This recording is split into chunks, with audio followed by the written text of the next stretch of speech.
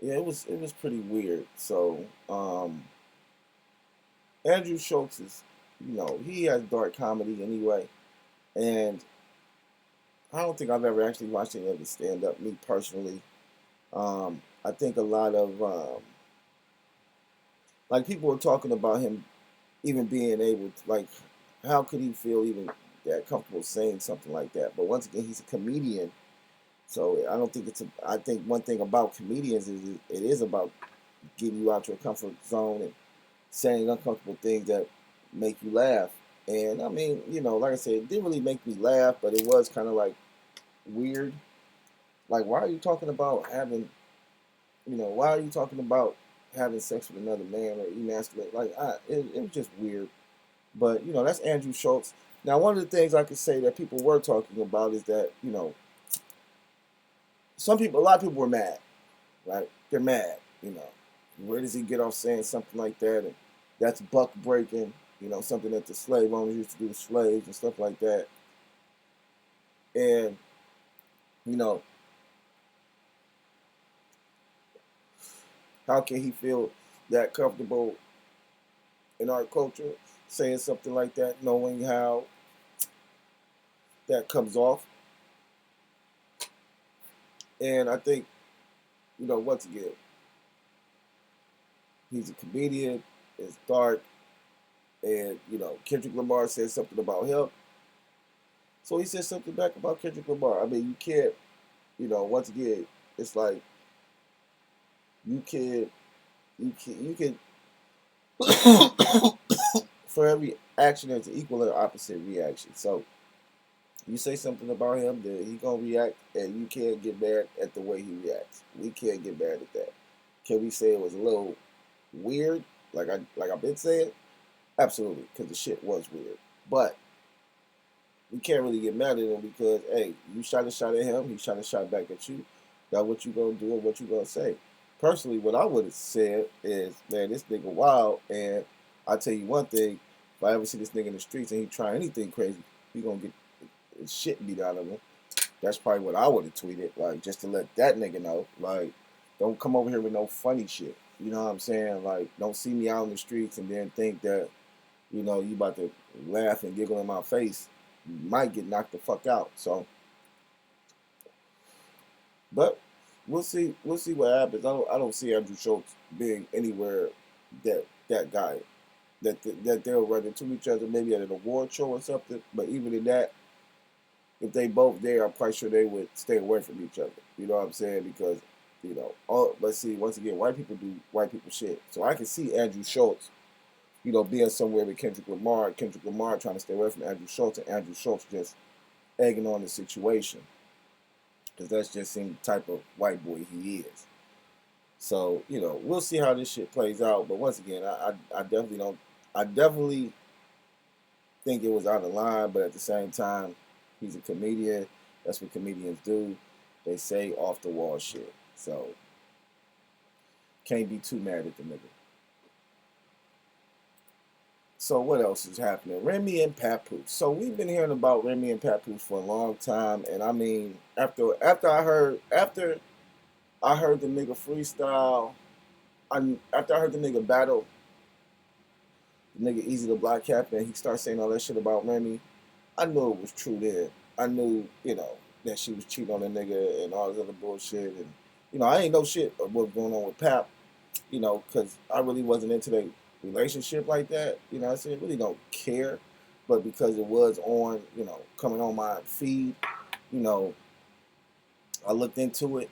And once again, I guess why a lot of people are like, oh, that's fucked up, is because they were like the staple of black love. You know what I'm saying? The Papoose held her down while she was in jail. She came home, they had a kid, and they, black family, they married. They, you know what I'm saying? They were like the poster family for black love from the on the on with the from the hood, I guess, because you still had other, you got Swizz and Alicia Keys, you got Beyonce and Jay Z, you got a lot of other. If you're talking about moguls or you're talking about people who are in the industry who are married, there's a lot of married individuals in the industry other than Remy and fucking Papoose. But because this shit has been so messy, from what I understand, Papoose knocked the nigga out at one point in time. Um, Easy the Block Captain, that's the guy's name. Easy the Block Captain was is the guy that Remy supposedly cheated with or was cheating with.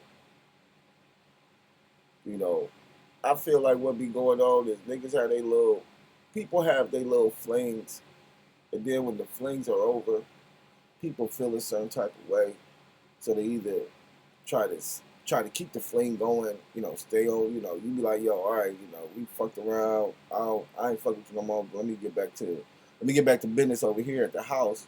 And then the motherfuckers be like, nah, I still love you, and I'm gonna call you, and can we go out? Still calling you and bugging you and shit like that.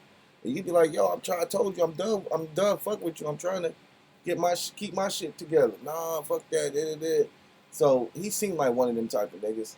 You know what I'm saying? Because honestly, like the nigga who was battling said, if you fucking a bitch, then shouldn't nobody know you fucking a bitch. You know what I'm saying? Like, even if they have an idea that you fucking a bitch, they should never actually know that you fucking a bitch. Like, if you fucking her, like, if it's supposed to be on the low, then it's supposed to be on the low. A lot of these niggas, but, he probably felt like, he, by him disrespecting Papoose or by him knocking off Remy, then maybe that's going to put him in, blow him up or take it to the next level. And maybe it will. I don't know. You know what I'm saying? But real niggas don't, I guess what they call it, kiss and tell, nigga. Like, we don't fuck these hoes and then go on and be like, yeah, nigga, I'm busting her down, nigga, yeah, Nigga, no, nigga, like, you never know half these hoes, nigga. No. Only time you probably know I'm fucking the bitches if you see me with the bitch. Other than that, it's so many bitches that I done fucked that you never seen me with, nigga. And you never know I fucked them. Period. And that's how it's supposed to be. Like, niggas don't just be out here like, yeah, nigga, I fucked her, nigga. Yeah, nigga, I fucked. Nah, nigga, the fuck? So, he fucked that up. He probably could, if they not still fucking, it's probably because he fucked it up. But, because my thing is, if he didn't fuck it up, they still be fucking. Like, we wouldn't even be hearing about this shit. But whatever you do in the dark is gonna eventually come to light. I ain't gonna, niggas, you ain't gonna be able to play a motherfucker forever. You know what I'm saying? Like, you just gonna be able to play a motherfucker forever. Eventually, a motherfucker gonna catch on and be like, hey, wait a minute, nigga, this shit ain't right. So, eventually you can't just. That's why I say when it's a fling shouldn't last no 6, 7 months. Fling should be like a fling, like nigga, some couple days, maybe a few weeks, if that, and then be like, all right, nigga, that was cool, I'm out, or all right, bitch, that was cool, I'm out. Gotta get back to the wife. No, we're real though. Don't be cheating on your wives, y'all niggas, and don't be cheating on your husbands. Period. That's like, why don't nobody need to be out here cheating, man? It's too much shit going around. The motherfuckers be out here cheating. You know what I mean? Get that shit together. Don't be out there cheating this shit.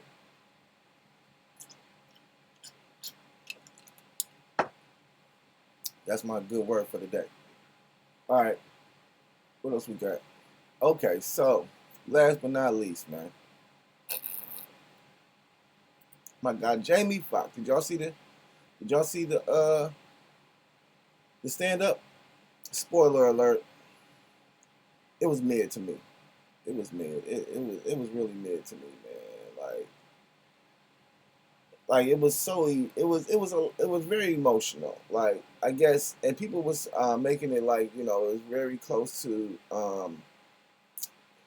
the Martin Lawrence Run Tell That, when he had remember he had did that stand up after he had they said he went crazy and shit and was in the middle of the street with the pistol or whatever the case may be. Then he did the show.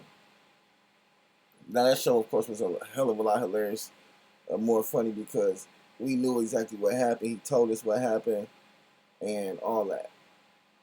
With Jamie, it was a little different. Still the same thing, but it was just a lot more. I don't know. It was too emotional at one point in time. Like, he was very emotional about the situation. I think it was too much music. Like, I get it. Don't get me twisted. I get it. He had his daughter on there. That was dope. You know what I'm saying? He did some of his singing at the end and shit. So I mean, all in all, for me, it was still mid because I was expecting the other Jamie Foxx, and I'm not saying he's a clone, no stupid shit like that. But you know what Jamie Foxx I'm talking about, nigga. The Jamie Foxx way, all the way, all the way, all the way. No, no, no, no, nigga. That Jamie Foxx, nigga. That nigga, man. That motherfucker stand up is fucking classic, yo. So yeah. So I mean, it was good. I'm not gonna say it was. I'm not gonna say it was bad. It just for me, I just was looking for it to be more funny, and then plus, you know, everybody was talking about he gonna say something about Diddy. He didn't really say anything about Diddy on this one. Now, word in the street and what um, Choke No Joke said, shout out Choke No Joke, is he was saying that they taped for 3 days. And he said that Jamie Foxx and his peoples had on the same outfits for 3 days. Right? He said they didn't change the wardrobe. Right? They kept wearing the same shit because they were taping on 3 days. And I guess they want to make it like one taping. So he also says the first night the nigga went in on Diddy. So he was talking crazy about Diddy and all type of shit that he felt that Diddy may have poisoned him and stuff like that. He said there like a half an hour. He said by the third night, that shit had got broke down to maybe like 10 minutes of him just saying little shit about Diddy because honestly he didn't say anything about Diddy. And I know that's probably one of the reasons why a lot of us tuned in. I know that was one of the reasons I tuned in. Shit. Let's see if that nigga was gonna say anything about Diddy and what happened, but he didn't. So that kind of let me down too. Like, oh, this nigga, I thought they said this nigga gonna talk about Diddy. This nigga ain't talking to this nigga. Like, did he do something there? But at the same time, man, hearing about what he went through and how they didn't know what the fuck it was at one point in time and shit, and he was just, that shit was crazy. Like for him to explain that, that's why I'm like, man, that don't sound right. Like you had some shit that nobody even knew where it came from or nothing. Like had you been hanging with Diddy recently, nigga? Like, let us know, man. That nigga ain't coming home. Shit, that nigga ain't coming home. And I'm quite sure his plugs and the niggas that he did have on his payroll, they like, shit, nigga, we cool, nigga. You ain't coming home, like, nigga. You can't tell us what to do from from jail, nigga. Hey man, you got niggas that go over there, nigga. I'm not doing nothing. I'm staying home today. Like that nigga's goons are retired now. Like whoever was working for Diddy in the streets, oh yeah, nigga, it's over for you, bro. You gotta find you a day job or something. Like you gotta go work at Costco. Cause Diddy ain't gonna be paying them returners no more, nigga. Can't pay them shooters and them goons no more, nigga. That nigga in jail and he is not coming home. But yeah, man. Oh, the best part of the I hate to say it, but the best part of the fucking stand up nigga was when he did Ray. One thing I can say about this nigga Jamie Foxx, Ray is a fucking classic, man, and that nigga played Ray. Man, that nigga and Ray Charles next to each other is just like fucking twins for real, man. When it comes to that fucking, oh my god, that's one of the best fucking movies ever, bro. Like, I gotta give him that one. That Ray, man, listen, that was the best part of the show for me. So yeah, so I'll let you know that to me it wasn't funny as I was hoping it was gonna be, but he's back. Hopefully he do another one soon. I hope he does. Hope he does another one next year or something. I would like to see him like just uncut from beginning to end. Where he doesn't have to talk about you know, what he been through and all the other crazy stuff. He could just be himself and just talk about the funny shit going on in the world and all that good shit. So, but shout out to Jamie Foxx, man. Dope shit. Go ahead and check it out. It's on Netflix. Yeah, and I think that'll do it for this Sunday.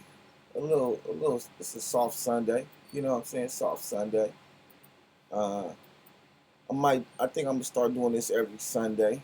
Um, and just, a little rundown of what's going on through the week. You know what I'm saying? Just like a follow up of what we probably talked about on the podcast, or maybe some things that we didn't talk about on the podcast that maybe we wanted to talk about on the podcast. So, you know, appreciate you guys. Make sure you guys click the link in the bio. Please like and subscribe. Hit that thumbs up. Hit that thumbs up. Drop a comment. And yeah, we appreciate the love. Peace.